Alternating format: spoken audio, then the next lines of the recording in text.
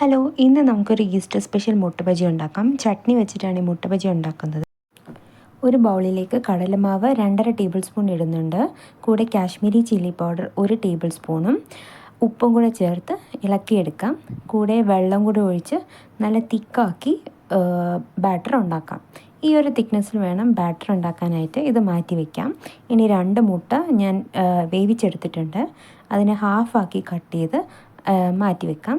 ഒരു ചട്നി ഉണ്ടാക്കാം. അതിലേക്ക് തേങ്ങയും പച്ചമുളകും ചെറിയ ഉള്ളിയും ഉപ്പും കൂടെ ചേർത്ത് നല്ലതുപോലെ മിക്സ് ചെയ്ത് അരച്ചെടുക്കാം. അതിലേക്ക് മുട്ടയുടെ മഞ്ഞയും കൂടെ ഇട്ട് നല്ലതുപോലെ പേസ്റ്റാക്കി എല്ലാം കൂടി മിക്സ് ചെയ്ത് എടുക്കാം.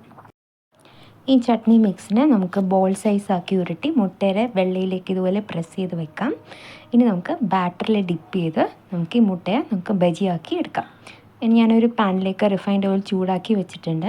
അതിലേക്ക് ഞാൻ ഓരോ മുട്ടയായിട്ട് ഇട്ട് കൊടുത്ത് നല്ലതുപോലെ ഗോൾഡൻ ബ്രൗൺ കളർ ആവും വരെ ഫ്രൈ ചെയ്തെടുക്കുന്നുണ്ട്. ഇതുപോലെ ഫ്രൈ ചെയ്ത് കോരി മാറ്റാം. ഇനി നമുക്ക് മുട്ട ബജി കട്ട് ചെയ്ത് നോക്കാം. ഇതിൻ്റെ അകം എങ്ങനെയായിരിക്കുന്നതെന്ന് നിങ്ങൾക്ക് കാണണ്ടേ? ഇത് കട്ട് ചെയ്യുമ്പോഴത്തേക്ക് എങ്ങനെയായിരിക്കുന്നത്? നല്ല ചൂട് മുട്ട ബജിയാണ്. അപ്പോൾ ഇത് ട്രൈ ചെയ്ത് നോക്കുക. ഹാപ്പി